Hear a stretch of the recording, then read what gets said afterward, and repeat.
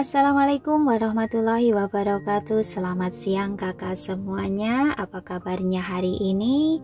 Semoga kita semua dalam keadaan sehat selalu, bahagia selalu, panjang umur dan sukses selalu. Dan di sini masih bersama dengan Lisna yang akan melanjutkan cerita dari novel Menjadi Milikmu Seutuhnya.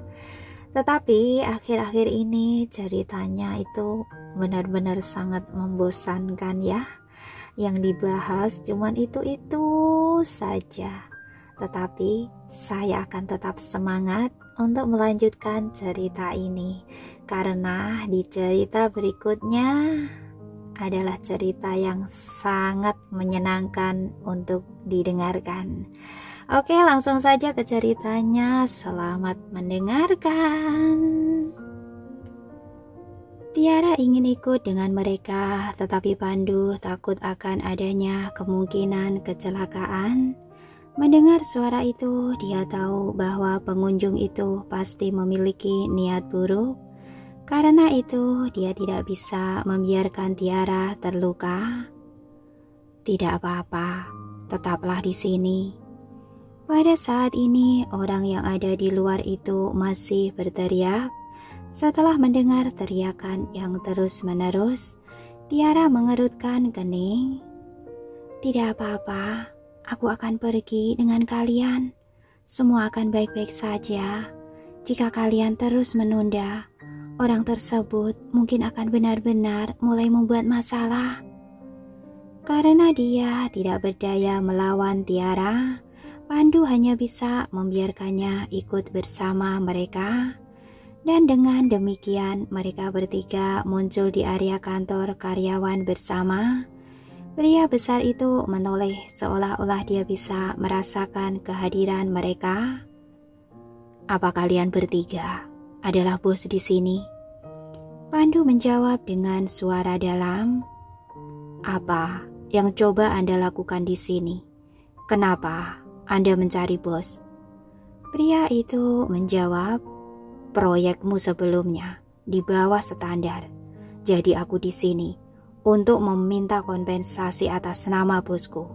Apakah kamu tidak tahu betapa pentingnya reputasi bagi perusahaan kecil sepertimu ini? Bagaimana kalian bisa secara tidak bertanggung jawab mengembangkan perangkat lunak kecil seperti itu? Tidak heran jika perusahaan ini sangat kecil. Begitu Haris mendengar ini, dia langsung marah. Apa yang kamu bicarakan? Apakah kamu tidak tahu tentang etika dalam berbicara? Jika itu adalah masalah tentang proyek, kamu hanya harus mengatakan bahwa ada masalah dengan proyek itu. Hentikan serangan pribadimu itu. Apa kamu mengatakan bahwa perkataanku tidak baik? Kenapa kamu tidak melihat sendiri? Silakan dan lihat apakah ada masalah dengan perangkat lunak yang kalian kembangkan itu. Pria itu mencibir dan melemparkannya ke atas meja. Haris menahan amarahnya yang menggebu-gebu. Saat dia hendak menyerang, Tiara telah menghentikannya. Jangan terburu-buru, mari kita lihat dulu. Kemudian kita akan membicarakannya. Setelah mendengar itu, baru kemudian Haris duduk dengan kemarahan.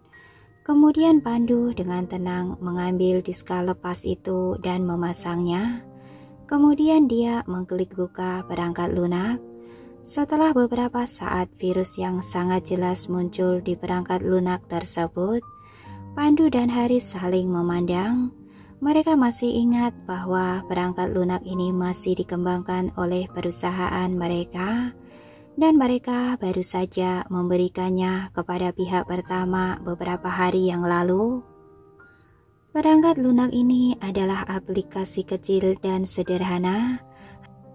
Hanya butuh 2 hari bagi perusahaan untuk menyelesaikan pesanan dari tanda terima hingga pengirimannya. Meski begitu, keduanya sudah berulang kali memeriksanya. Oleh karena itu, mereka sangat yakin bahwa tidak ada masalah dengan perangkat lunak pada waktu itu. Dalam sekejap, Pandu dengan cepat menemukan virus dengan kecepatan jari-jarinya. Kemudian dia memperbaikinya. Namun masalah lain langsung muncul lagi dan terus muncul. Kemudian dia mencoba metode lain lagi karena dia ingin menemukan sumber masalah sekaligus. Bagaimana? Haris bertanya merasa cemas. Namun Pandu menggelengkan kepalanya. Ini adalah virus yang sangat rumit. Aku pernah melihatnya di internet beberapa waktu yang lalu, tetapi belum ada yang bisa memecahkannya. Mereka pasti tidak dapat menemukan rincian yang tepat dari masalah itu. Virus perangkat lunak ini, mereka terhubung satu persatu, seolah-olah tidak ada akhir untuk itu. Tidak peduli berapa kali kita menyelesaikannya, masalah itu akan tetap bermunculan. Setelah Pandu selesai berbicara, wajah salah satu karyawan di Departemen Penelitian dan Pengembangan menjadi pucat ketakutan. Bos, itu bukan saya. Saya tidak melakukan itu. Itu benar-benar bukan saya. Tidak ada masalah seperti itu ketika saya mengembangkannya. Tidak apa-apa, aku tahu itu bukan perbuatanmu. Setelah menepuk bahu karyawan itu, Pandu menatap pria kuat itu lagi. Pak, perangkat lunak ini memang dikembangkan oleh perusahaan kami. Namun masalahnya bukan perangkat lunak itu sendiri. Sebaliknya, itu telah dirusak oleh orang lain. Sebelum Pandu bisa menyelesaikan kata-katanya, orang kuat itu langsung memotongnya. Aku tidak ingin mendengar omong kosongmu. Bagaimanapun, perangkat lunak itu bermasalah. Kamu juga mengakuinya sendiri. Aku tidak akan membuat hal-hal sulit bagi kalian. Aku sudah menelpon polisi saat dalam perjalanan ke sini. Polisi itu akan tiba di sini sebentar lagi. Setelah mendengar itu, Pandu mengerutkan kening. Meskipun saya tidak tahu banyak tentang teknologi informasi, saya bisa mengatakan bahwa seseorang telah merusak perangkat lunak itu dengan sengaja. Bukankah sekarang saatnya kita mencari solusi? Masih belum terlambat untuk mengetahui dalangnya, kan? Kenapa Anda harus membuat kesimpulan yang tergesa-gesa? Pria kuat itu mencibir. Tidak ada gunanya memberitahuku hal ini. Bos kami mengatakan bahwa jika membutuhkan anggota parlemen untuk menyelesaikan masalah, maka kami akan membawa masalah ini ke kantor polisi. Yang terburuknya, kami tidak ingin menggunakan perangkat lunak ini lagi, tetapi kita harus membicarakan kompensasi. Apakah kamu tidak mengerti bahasa manusia? Kami telah memberitahumu bahwa kami harus menemukan masalah dan menyelesaikannya inti permasalahannya. Selain itu, kamu tidak harus meminta pihak kami untuk memberikan kompensasi. Tidak ada cacat dengan perangkat lunak itu ketika diberikan kepada perusahaanmu. Kenapa kalian datang dan membuat keributan setelah 2 hari menerimanya? Siapa yang tahu jika ada di antara kalianlah yang telah melakukan sesuatu pada perangkat lunak itu selama 2 hari tersebut. Apa kalian ingin mencoba memeras kami? Mau tak mau Haris mengucapkan kata-kata itu dengan marah. Aku tidak peduli apa yang kamu katakan. Memang benar bahwa ada masalah dengan perangkat lunak itu. Dalam hal ini, kalian tidak dapat menyangkal fakta tersebut. Tidak ada gunanya bagi kalian untuk membuat lebih banyak keributan tentang hal itu. Memang, aku menerima uang dan membantu mereka. Jika kita terus bertengkar tentang hal ini, siapa yang tahu apa yang akan dilakukan bosku ketika dia marah? Pada saat itu, kalian yang akan kalah. Pria kuat itu mengangkat bahunya dengan acuh tak acuh. Bos, itu benar-benar bukan saya. Karyawan itu memohon sambil memandang Pandu. Karyawan itu sangat ketakutan saat mengungkapkannya hingga membuat kakinya lemas. Pada titik ini, Pandu tidak punya jalan keluar lain saat dia menepuk bahu karyawan itu. Semua akan baik-baik saja. Polisi pasti akan membersihkan nama kita. Tidak butuh waktu lama bagi polisi untuk tiba di kantor. Kemudian polisi membawa karyawan itu pergi bersama mereka. Tak lama kemudian pria kuat itu mengikuti dan pergi. Dalam sekejap suasana di seluruh kantor menjadi sangat dingin. Ada satu karyawan yang agak ketakutan. Apa yang harus kita lakukan sekarang? Lintang benar-benar tidak bersalah. Perusahaan baru mulai membaik. Namun sekarang jadi seperti ini. Apa yang harus kita lakukan nantinya? Begitu berita insiden hari ini menyebar, apa menurut Anda perusahaan kita akan dikucilkan? Aku juga percaya pada Lintang dan juga pada bos. Tetapi apa yang harus kita lakukan sekarang? Bagaimana kita bisa menemukan pelakunya untuk menghapus kecurigaan terhadap Lintang? Sementara itu ekspresi wajah Pandu juga berubah murung. Haris dan aku telah memeriksa perangkat lunaknya. Sekarang insiden semacam ini sudah terjadi. Hampir berdua, hampir tidak dapat membebaskan diri dari kesalahan. Tidak ada masalah dengan perangkat lunak itu. Tetapi kenapa tiba-tiba ada masalah dengan perangkat lunak itu sekarang? Mungkinkah virus ini disembunyikan terlalu dalam dan kami berdua tidak berhasil mendeteksinya sebelumnya? Sambil menepuk bahu semua orang, Haris membujuk, "Baiklah, kami berdua akan menyelesaikan masalah ini. Kami tidak akan pernah membiarkan orang yang tidak bersalah jadi terlibat. Kalian masih memiliki proyek di tangan kalian. Lanjutkan dan utamakanlah pekerjaan kalian." Pandu juga menatap Tiara. "Tiara, kamu harus pergi kan? Kamu ada di luar sangat lama. Jadi kupikir kamu harus kembali sekarang. Kamu tidak ingin membuat kemajuan orkestra terpengaruh kan?" Melihat bahwa dia tidak bisa membantu banyak di sini, Tiara mengangguk. "Jangan khawatir, selalu ada jalan keluarnya."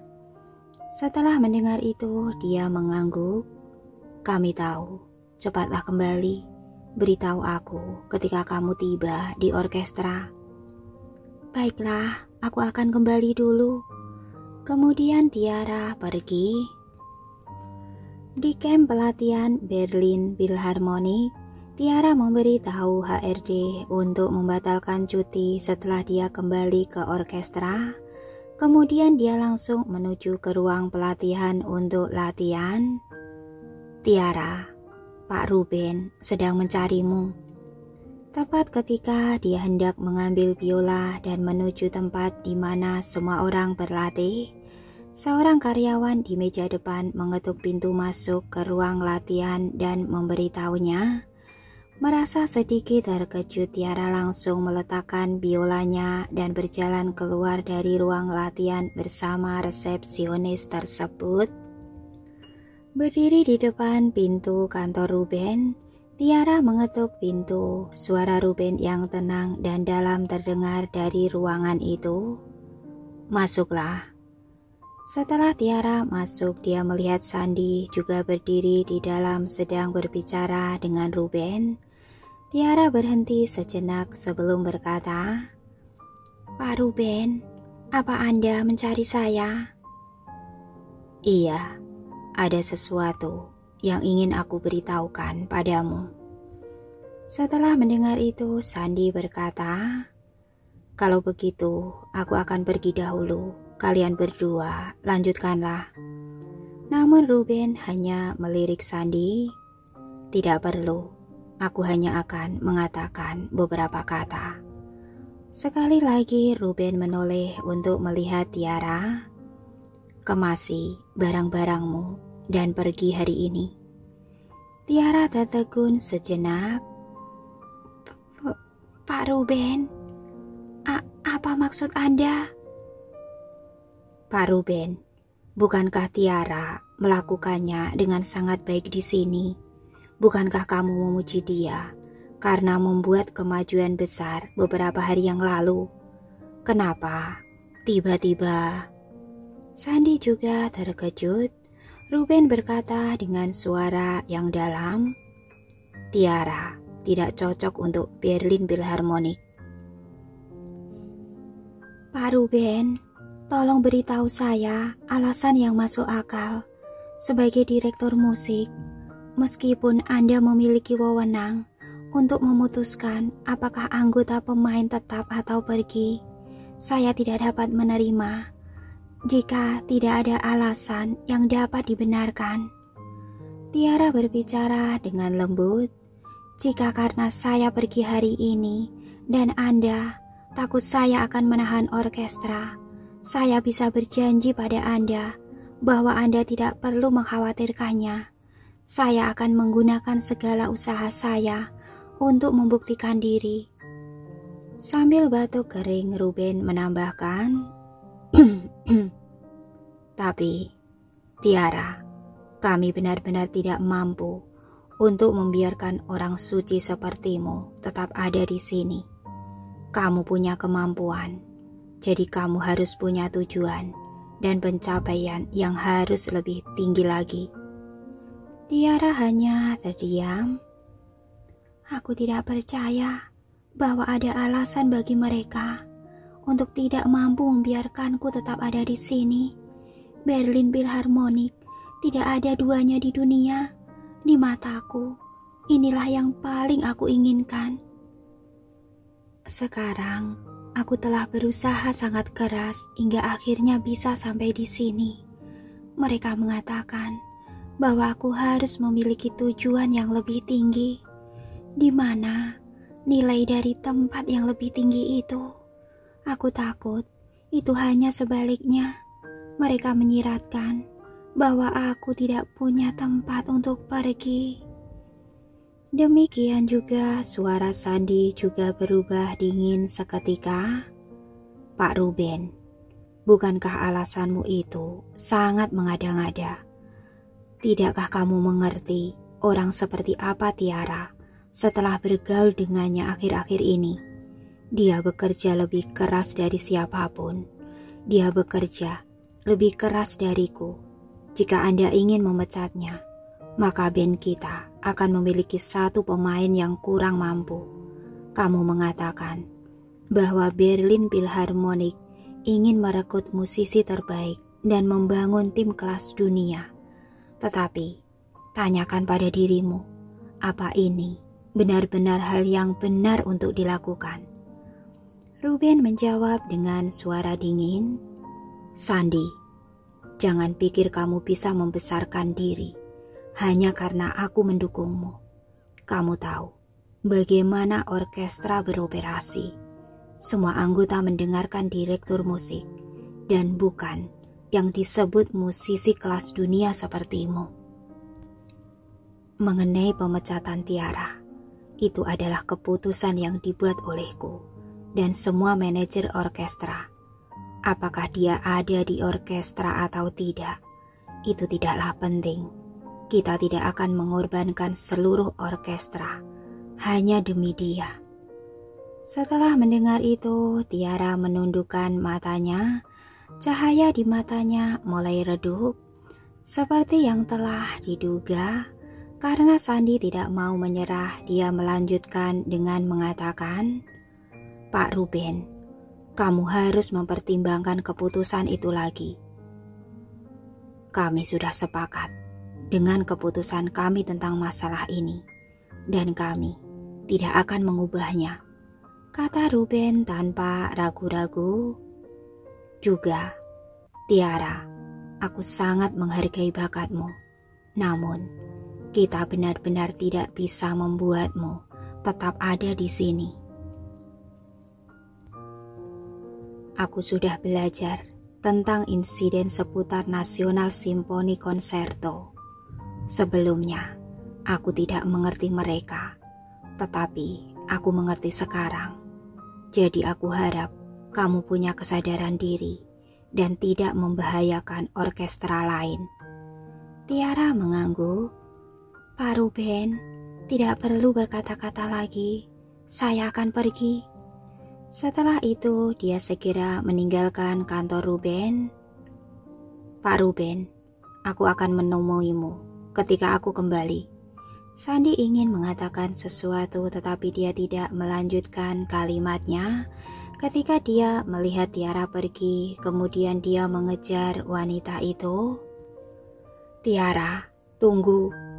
Sandi melangkah untuk menyusul Tiara. Namun Tiara menundukkan pandangannya seolah-olah dia tidak mendengar kata-kata Sandi. Dia hanya terus berjalan ke depan. Sejak awal, Pak Ruben tahu bahwa aku dipecat oleh National Symphony Concerto.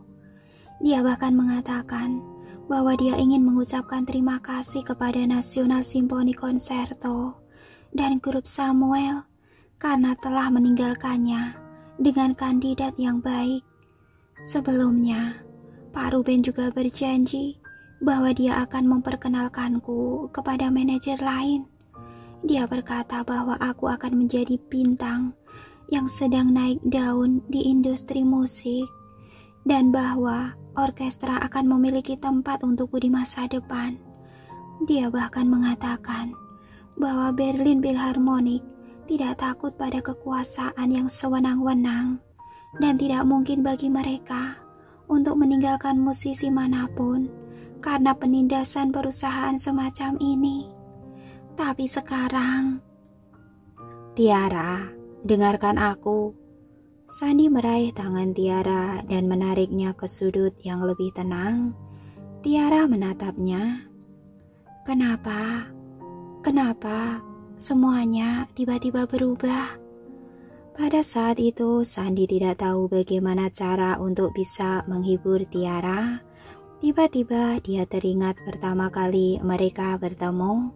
Pertama kali kami bertemu adalah ketika Tiara dipecat. Tiara sedang berjalan di jalan sendirian dan bahkan hampir mengalami kecelakaan mobil. Kali ini dia dipecat lagi karena alasan yang tidak sama sekali tidak diketahui. Ini benar-benar membuat segalanya jadi semakin sulit. Tiba-tiba Tiara tersenyum. Baiklah, aku baik-baik saja. Aku sudah terbiasa sekarang. Jika Berlin Philharmonic tidak menerimaku, pasti ada band lain yang menginginkanku. Jika itu benar-benar tidak berhasil, aku akan pergi ke kafe yang dulu dan memainkan biolaku. Meskipun Tiara bisa tertawa, itu tidak terjadi dengan Sandi. Tiara adalah salah satu orang paling berbakat yang pernah aku temui sebelumnya. Jika dia akan tampil di toko semacam itu, aku khawatir bakatnya akan benar-benar diabaikan. Memikirkan hal itu, Sandi berkata, aku pasti akan mencoba meyakinkan Pak Ruben. Dia adalah direktur musik dari orkestra kelas dunia. Aku yakin dia tidak terlalu bertele-tele. Mungkin ada banyak rumor yang beredar baru-baru ini, dan nantinya dia akan menyesali keputusannya itu. Tiara tersenyum. Terima kasih. Jangan sedih, ini kerugian mereka karena mereka tidak menghargaimu. Sebentar lagi sudah waktunya untuk pulang, jadi biarkan aku mengantarkanmu pulang. Setelah mendengar itu, Tiara menolak tawarannya dengan mengatakan, tidak, aku bisa pulang sendiri. Kamu baru saja bicara dengan Pak Ruben beberapa waktu lalu. Tidak baik bagimu untuk pergi lebih awal sekarang. Jangan mempengaruhi perkembangan karirmu hanya karena aku.